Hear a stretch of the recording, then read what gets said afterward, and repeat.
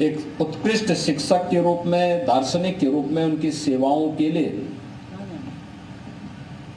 उन्हें भारत सरकार ने अपने सर्वोच्च नागरिक सम्मान भारत रत्न से भी सम्मानित किया। काशी हिंदू विश्वविद्यालय के कुलपति के रूप में भी उन्होंने अपनी सेवा एक लंबे समय तक दी। बहुत बड़े विद्वान थे, दार्शनिक थे। भारतीय दर्शन पर लिखी गई डॉक्टर राधाकृष्णन की पुस्तक भारत के शास्त्रों के मर्मज्ञों को बड़ी सहजता के साथ, सरलता के साथ हम सबको बताने का कार्य करती है। और स्वतंत्र भारत में इस दिवस को शिक्षकों के सम्मान दिवस के रूप में मनाने का निर्णय लिया गया। तो यह आधुनिक शिक्षा पद्धति से जुड़े हुए शिक्षकों के सम्मान के साथ जुड़ गया।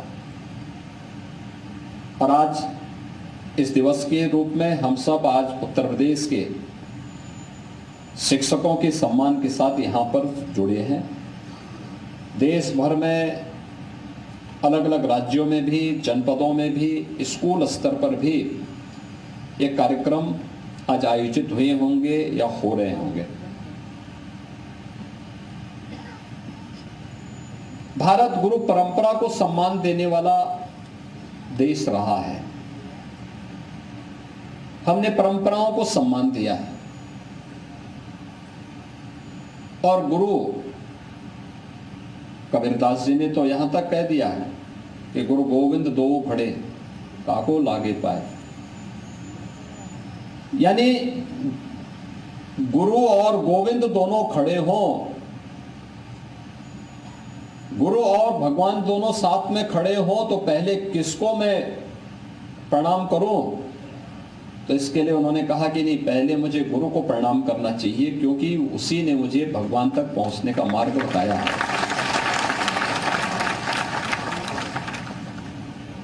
हमारे शास्त्र भी हमें कहते हैं गुरु ब्रह्मा गुरु विष्णु गुरुदेवो महेश्वर, यानी ब्रह्मा विष्णु और महेश के समतुल्य एक गुरु को रख करके इस पूरी परंपरा के प्रति श्रद्धा का भाव रखने का, क्योंकि हम सब इस बात को जानते हैं कि बिना श्रद्धा के ज्ञान नहीं आ सकता।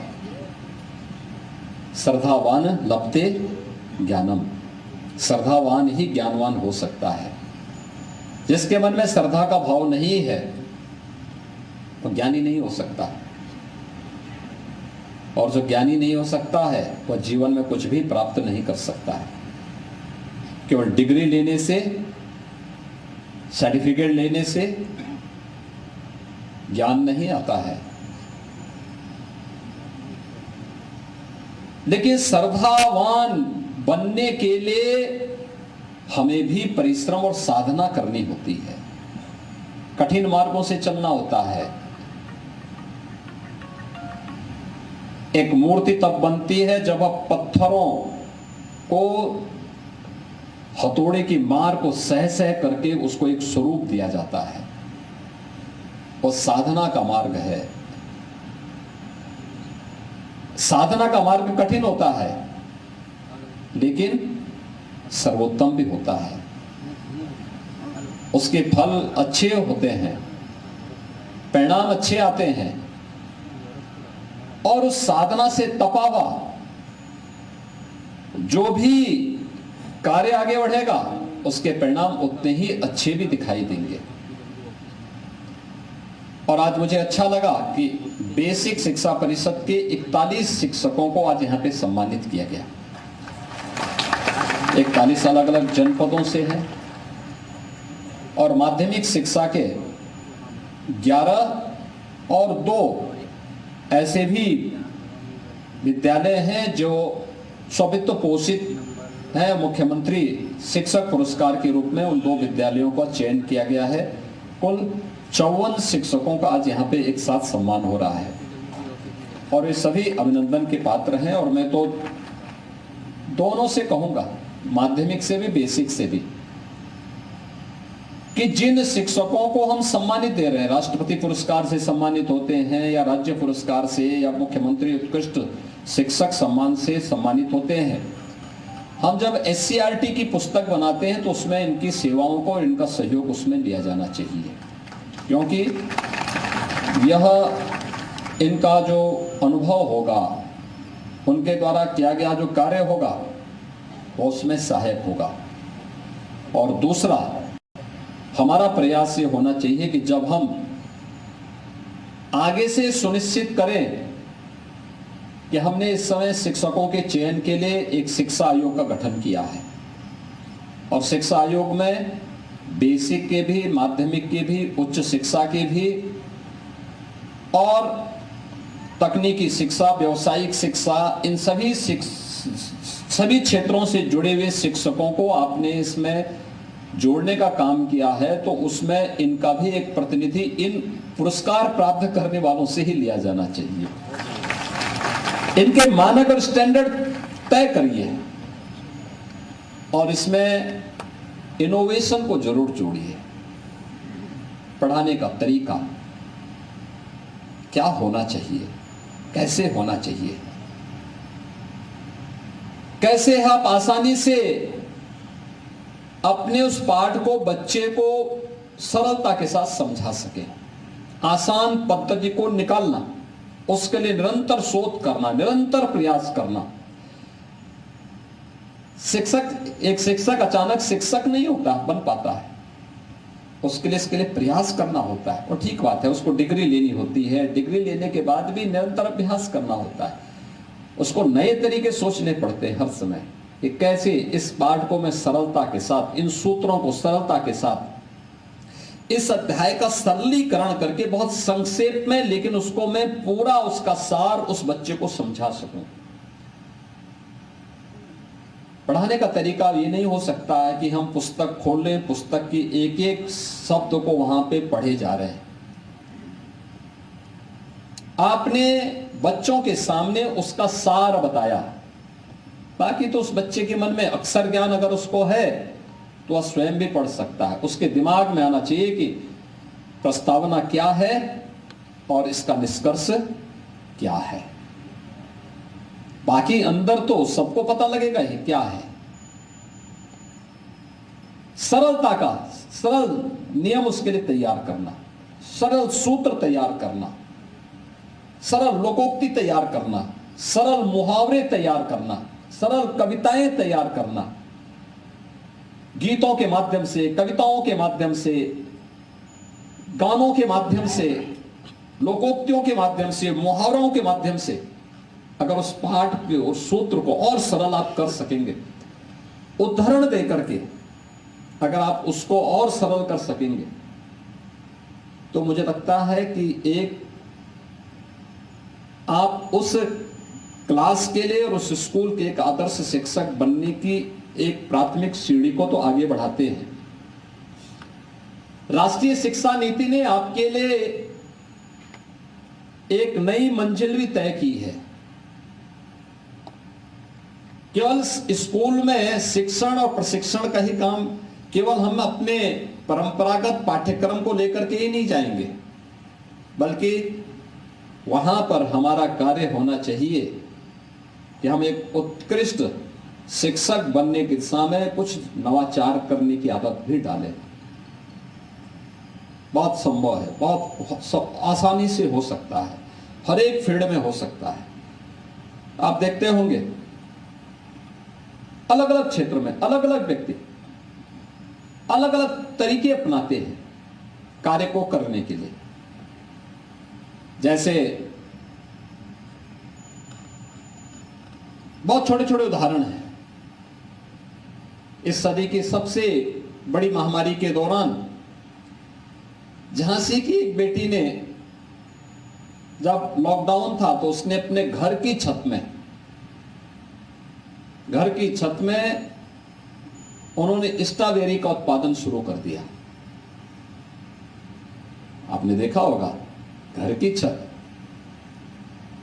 कहीं जाना नहीं था, घर में है, उन्होंने छोटी छोटी क्यारी बनाई और वहां पर स्ट्रॉबेरी की खेती कर दी। और जब लॉकडाउन समाप्त हुआ तब तक स्ट्रॉबेरी तैयार थी, उन्होंने पैकिंग करके मार्केट में देना प्रारंभ कर दिया। आखिर ये भी तो किसी ने किया। आप देखते होंगे कि ड्रैगन फ्रूट यहां यूपी में नहीं होता था, नाम ही ड्रैगन है, लेकिन सुल्तानपुर, मिर्जापुर और बाराबंकी में अन्य जनपदों के किसानों ने अपने यहां उगा करके इस कार्य को आगे बढ़ा दिया।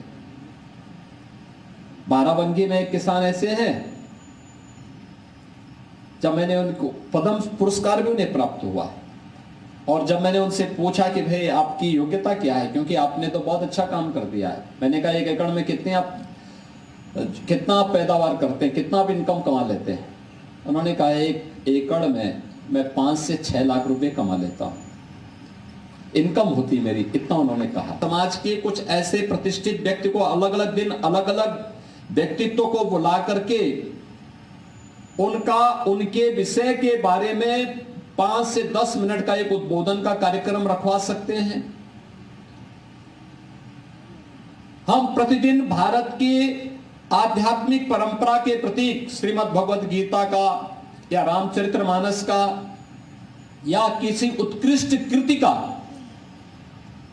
5 मिनट का उद्बोधन का कार्यक्रम वहां रखवा सकते हैं, जो छात्रों के लिए रुचिकर भी हो और उनके आध्यात्मिक उन्नयन के साथ साथ उनके व्यक्तित्व के निर्माण में भी वह सहायक हो सकता हो। कितना अच्छा लगेगा।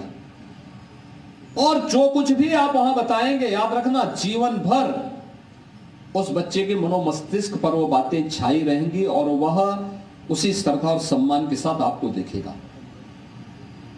लेकिन जब हम भी ट्रेड यूनियन की तरह आचरण करेंगे और हम भी वही नारा लगाएंगे कि चाहे जो मजबूरी हो हमारी मांगे पूरी हो, तो मुझे लगता है हम सम्मान के पात्र नहीं बन पाएंगे। हमें उस प्रवृत्ति से उभरना पड़ेगा। और मैं धन्यवाद दूंगा उत्तर प्रदेश के शिक्षा विभाग के अपने प्रधानाचार्यों को, शिक्षकों को, जिन्होंने शिक्षा विभाग के साथ बेहतरीन तालमेल बिठा करके कुछ नए कार्य किए। मैं नीति आयोग की बैठक में 2019 में गया था, 19-20 में गया था।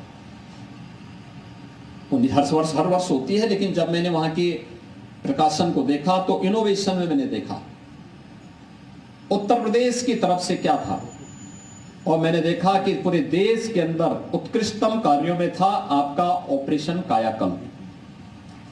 बेसिक शिक्षा विभाग ने इसे 2017 में लागू किया था, ऑपरेशन कायाकल्प।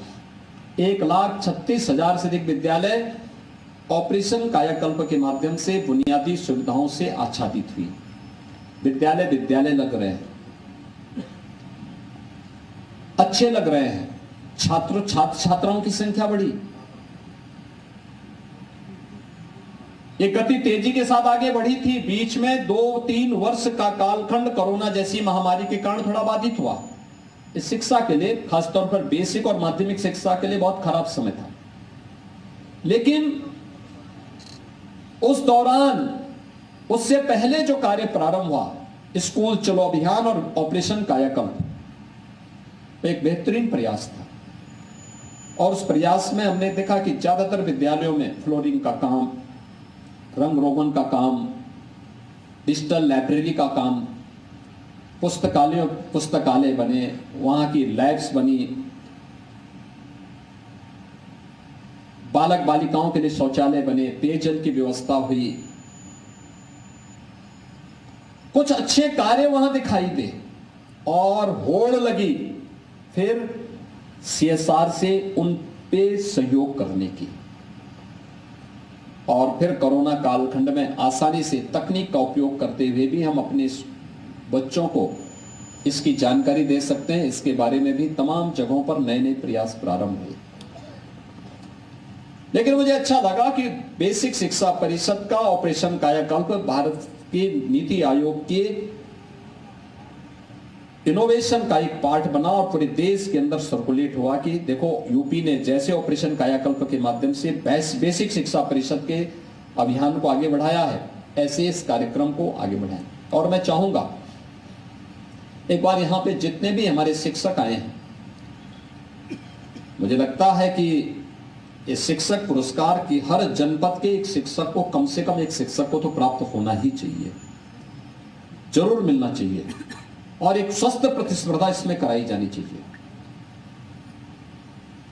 और मैं चाहूंगा कि बेसिक और माध्यमिक शिक्षा से एक ही प्रयास होना चाहिए कि शिक्षा और शिक्षा से जुड़े हुए क्षेत्र में हमारी पहल कहां पे हम अच्छा कर सकते हैं। आज पीएम श्री विद्यालय खुल रहे हैं, मुख्यमंत्री अभ्युदय विद्यालय के निर्माण की कार्रवाई आगे बढ़ रही है, और अभी गत वर्ष हम लोगों ने प्रारंभ किए हैं। पहले चरण में केवल 18 विद्यालय प्रारंभ किए गए हैं। ये हैं बीओसी बोर्ड से जुड़े हुए जो रजिस्टर्ड श्रमिक हैं उनके बच्चों के लिए, और कोरोना कालखंड में जिन बच्चों ने अपने अभिभावकों को खो दिया था उन बच्चों के लिए। यह है अटल आवासीय विद्यालय। अटल आवासीय विद्यालय 18 प्रारंभ हो चुके हैं। बाकी 57 जनपदों में नए आवासीय विद्यालय खोलने की तैयारी हमारी आवासीय नहीं, वहां डे स्कूल खुलेंगे। लेकिन स्कूल और शिक्षा का मॉडल भविष्य में क्या होगा, अगर हमें प्रतिस्पर्धा में बना रहना है तो वह एक मॉडल हो सकता है जो उसमें दिखाया गया है। लेकिन इसकी शुरुआत एससीईआरटी से भी होनी चाहिए। पुरस्कार प्राप्त शिक्षकों की टीम एज ए एडवाइजर वहां सहयोग करे, उनके साथ जोड़ा जाए। आगे के कार्यक्रमों में भी उन शिक्षकों को हमें लेना चाहिए जो शिक्षकों की चयन की प्रक्रिया के साथ जुड़े हुए हों या फिर पाठ्यक्रम के निर्माण के लिए हो। इनोवेशन के लिए भी हमें स्कूल को परंपरागत पाठ्यक्रम के साथ ही नहीं जोड़ना है। पाठ्यक्रम तो हो, पाठ्यक्रम के साथ साथ रिसर्च एंड डेवलपमेंट का भी केंद्र हमारा स्कूल बने, यह भी हम इसके साथ जोड़ें। मुझे लगता है बहुत कुछ संभावनाएं इसके अंदर छुपी हुई है, क्योंकि आप जिन छात्रों को पढ़ाएंगे वही नेतृत्वकर्ता बनेगा, वही जाएगा। किसान बनना चाहता है तो उत्कृष्टतम किसान बने, आदर्श किसान बने, प्रगतिशील किसान बने। राजनेता बनना चाहता है तो आदर्श राजनेता बने। शिक्षक बनना चाहता है तो आदर्श शिक्षक बने। अगर वह चिकित्सक बनना चाहता तो आदर्श चिकित्सक बने। अधिवक्ता बनना चाहता तो आदर्श अधिवक्ता बने। अपने क्षेत्र में उत्कृष्टतम कार्य करने वाली पीढ़ी हमें तैयार करनी पड़ेगी, और उत्कृष्टतम पीढ़ी तैयार करने का दायित्व आप सबके ऊपर है। प्रधानमंत्री मोदी जी ने हम सबको 2047 में विकसित भारत की संकल्पना के साथ जोड़ा है। विकसित भारत ये केवल मोदी जी का, केंद्र सरकार का या राज्य सरकार का या किसी पार्टी विशेष का संकल्प नहीं है। ये भारत का संकल्प है, 140 करोड़ भारतवासियों का संकल्प है। क्योंकि अगर हमारा देश विकसित होगा तो विकसित भारत दुनिया को नेतृत्व देगा। विकसित भारत 140 करोड़ लोगों की, या उस समय भारत की जो आबादी होगी उनके चेहरे पर खुशहाली लाएगा। ये विकसित भारत देश के अंदर की सारी समस्याओं का समाधान करेगा, विकास की बुनियादी सुविधाओं से देश को आच्छादित करेगा। लेकिन इसकी शुरुआत तो नागरिक कर्तव्यों से होती है। हम अक्सर देखते हैं, हम में से हर व्यक्ति किसी से भी बात करिए, वो कहता है साहब मुझे ये नहीं मिला, मुझे ये नहीं मिला, मुझे ये नहीं मिला। और जब उनकी पूरी बात सुन लो तो फिर उनसे पूछो कि भाई आपने क्या किया, तो मौन हो जाता है, कहता साहब तो भूल गया था मैं। देखिए, अधिकार और कर्तव्य के बीच में जब कोई बात चले, अब समय आ गया है हमें कर्तव्यों की तरफ ज्यादा ध्यान देना पड़ेगा। मेरा नागरिक कर्तव्य ये है और राष्ट्र के लिए, समाज के लिए और आने वाली पीढ़ी के उज्जवल भविष्य के लिए उन कर्तव्यों की तरफ ध्यान देते हुए हम आगे बढ़ेंगे तो परिणाम आएंगे। अधिकार आपको स्वयं मिल जाएंगे। हमारा देश खुशहाल होगा, सुरक्षित होगा, समृद्ध होगा, तो आपके अधिकार से कोई आपको वंचित नहीं कर सकता। वो तो आपको स्वतःस्फूर्त भाव के साथ मिलना चाहिए। याद रखना, भीख मांग करके दान नहीं दिया जाता है। पुरुषार्थ से संचित जो भी इनकम होती है उसी से व्यक्ति दान भी देता है और उसी के अभियान को आगे बढ़ा सकता है और हमें उसी के साथ अपने आप को जोड़ना है। हम परिश्रमी बने, पुरुषार्थी बने, समाज को उस मार्ग पर आगे चलने के लिए प्रेरित करें, अपने कर्तव्यों के प्रति लोगों को आग्रही बनाएं। यह आज की सबसे बड़ी आवश्यकता है और मेरी आप सभी गुरुजनों से इस बारे में अपील होगी कि राष्ट्र के निर्माता के रूप में आप अपनी भूमिका को एक बार फिर से उसका मूल्यांकन जरूर करते हुए आगे बढ़िए। अपने विद्यालय को राष्ट्रीय शिक्षा नीति, जो प्रधानमंत्री मोदी जी का विजन है, अभी से तैयारी होनी चाहिए। 2047 में हम कैसा भारत चाहते हैं हम जानते हैं। 2047 में से हम में से बहुत सारे लोग पता नहीं कहां रहते हैं, किस स्थिति में रहते हैं, लेकिन यह देश रहेगा। उस समय आपके कार्यों का मूल्यांकन उस समय की पीढ़ी कर रही होगी और उस समय की पीढ़ी आपके कार्यों का मूल्यांकन आपके प्रति श्रद्धा और कृतज्ञता व्यक्त करते हुए करेगी। इस रूप में हमें अपने आप को तैयार करना है और अब से शुरुआत हुई जो पहल होगी, इसके परिणाम 2047 में हमें प्राप्त होते हुए दिखाई देंगे। आज के इस अवसर पर बेसिक और माध्यमिक शिक्षा विभाग ने आज इस शिक्षक दिवस के अवसर पर 54 शिक्षकों को आज यहां पे राज्य शिक्षक पुरस्कार और मुख्यमंत्री पुरस्कार से, शिक्षक पुरस्कार से सम्मानित करने की जो पहल की है। और मैं चाहूंगा कि हर वर्ष अलग अलग जगह ये कार्यक्रम होते रहने चाहिए। गोरखपुर हो गया, कभी मेरठ में भी कर लीजिए, कभी झांसी की तरफ और कभी प्रयागराज की ओर भी आप करें, वाराणसी में भी करें, अयोध्या में भी करें। अलग अलग राज्य के अलग अलग जनपदों में कार्यक्रम अगर होते रहेंगे तो मुझे लगता है कि ये अच्छी पहल होगी और वहां के भी शिक्षकों को उसके साथ जुड़ने और नई प्रतिस्पर्धा को आगे बढ़ाने की आवश्यकता होगी। एक नया बल उससे प्राप्त होगा। मैं एक बार फिर से जिन शिक्षकों को आज यहाँ सम्मान प्राप्त हुआ है, बेसिक के भी और माध्यमिक के भी, उन सबका हृदय से एक बार फिर से अभिनंदन करता हूं। और मैं चाहूंगा कि बेसिक भी और माध्यमिक भी इन 54 शिक्षकों ने किस क्षेत्र में अच्छा कार्य किया है उसकी एक अच्छी वो तैयार करते हुए और फिर उसको सभी विद्यालयों में सर्कुलेट जरूर करवाएं कि देखो फलाने शिक्षक ने ये एक अच्छे काम किए थे, फलाने ने ये काम किए थे, फलाने ने ये काम किए थे और इन कार्यों के कारण हम लोगों ने उन्हें सम्मानित किया है। ऐसे ही माध्यमिक में भी, ऐसे ही जो स्ववित्त पोषित विद्यालयों के हैं, हम सबको अपने साथ जोड़े, स्ववित्त पोषित हो या वित्त पोषित या गवर्नमेंट से जुड़े हुए, उन सबको अगर हम जोड़ करके कार्य करेंगे और अच्छे कार्यों की, जैसे आप लोगों ने शिक्षकों के बारे में एक संक्षिप्त परिचय दिया है, किस क्षेत्र में उन्होंने विशिष्ट योगदान दिया है या कोई इनोवेशन है या कोई अन्य पद्धति है, इसके बारे में भी अगर हम उसके बारे में बता पाएंगे तो वह मुझे लगता है कि अन्य विद्यालयों को भी हो सकता है कि उन्होंने भी और अच्छा किया हो, तो अगली बार उन्हें भी अपना रजिस्ट्रेशन कराने का एक अवसर प्राप्त होगा, जिससे अधिक से अधिक शिक्षकों को हम इस सम्मान के साथ जोड़ सकेंगे।